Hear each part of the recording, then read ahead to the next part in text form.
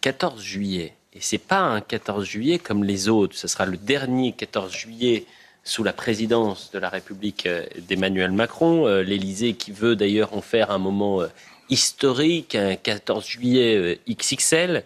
Mais pas que ça, puisque le défilé militaire du 14 juillet mettra à l'honneur l'Ukraine sur le thème du réveil stratégique de l'Europe, titre Le Monde.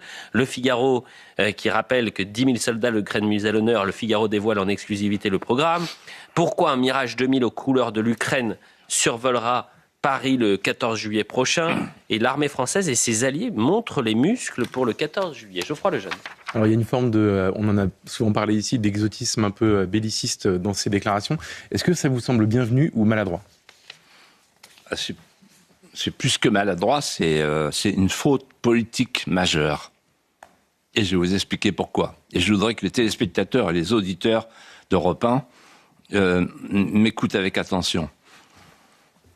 Il y a la fête nationale le 14 juillet. C'est la fête de l'armée française. C'est le moment où défilent nos soldats. Et bien sûr, nos pompiers, nos infirmières, etc. Et les grandes écoles, les polytechniques. Et là, on substitue à cette fête nationale une fête euro-ukrainienne en transformant les Champs-Élysées en champ de bataille allégorique et en faisant défiler, je cite Van der Leyen, écoutez-moi bien, l'armée européenne, ça y est, on y est. C'est-à-dire qu'en fait, on dit à l'armée française, vous restez dans vos bunkers, on fait défiler l'armée européenne. Donc il y aura les 37 pays de la coalition prêts à aller en Ukraine.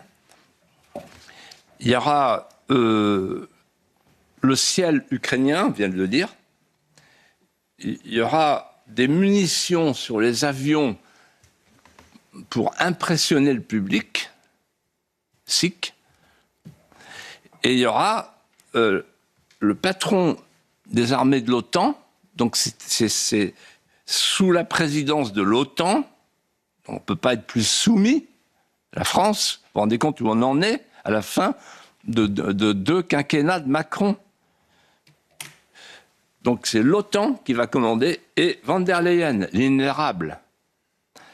Et à la fin, il y aura l'hymne à la joie, donc tout est dit. Voilà. Alors, c'est malvenu, en plus. Et je vais vous dire pourquoi c'est malvenu. J'y ai fait allusion il y a 8 jours. Personne n'en parle. Personne ne dit ce que je vais vous dire maintenant.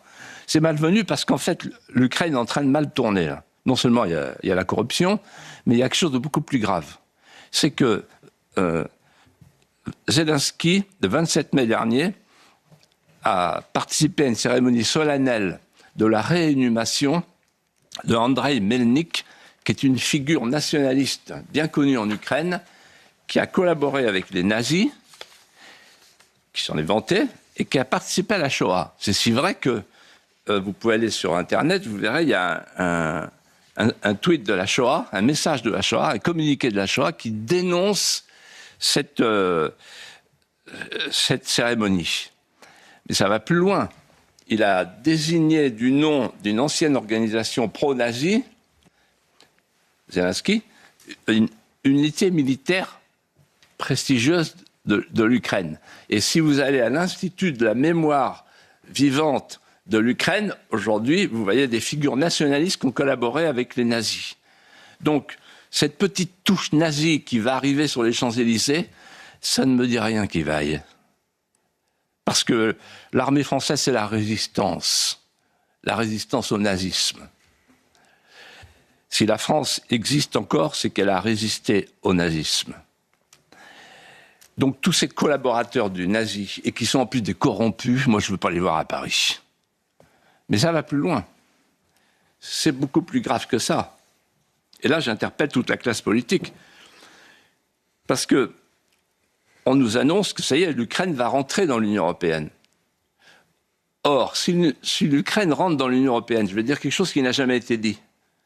Il va falloir appliquer l'article 42, paragraphe 7 du traité de Lisbonne, qui c'est une sorte d'article 5 de l'OTAN appliqué à l'Europe, c'est-à-dire qu'il oblige toutes les nations européennes à se mobiliser en cas de guerre.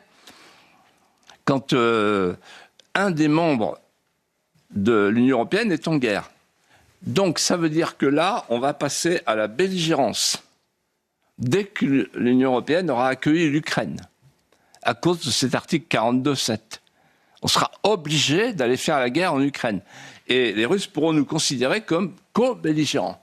Deuxièmement, ce que vous ne savez pas l'argent qui est dépensé. D'ailleurs, personne ne nous dit, il n'y a aucune question là-dessus. On est à 17 milliards, mais ça va continuer.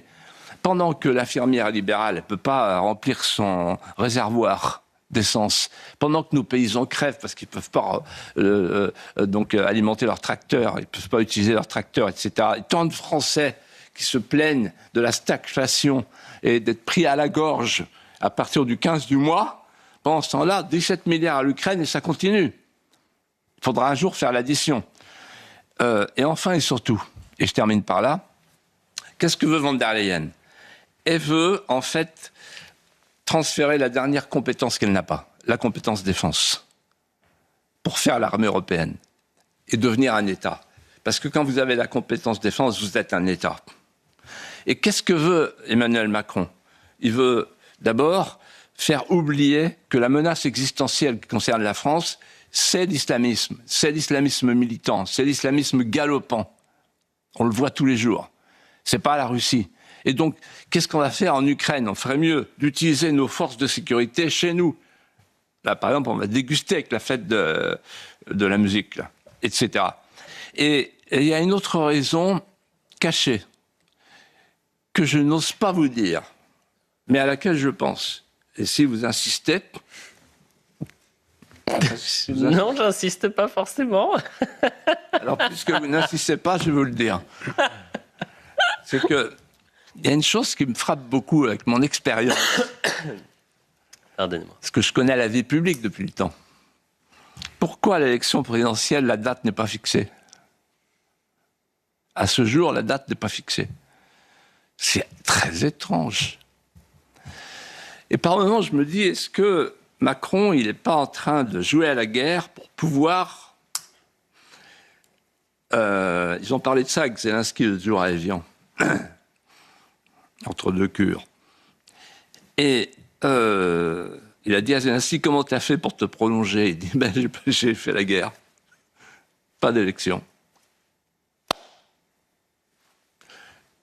C'est du mauvais esprit. Vous avez bien fait de le rappeler. Je fais moi-même mon propre modérateur. Tiens, ça tombe bien.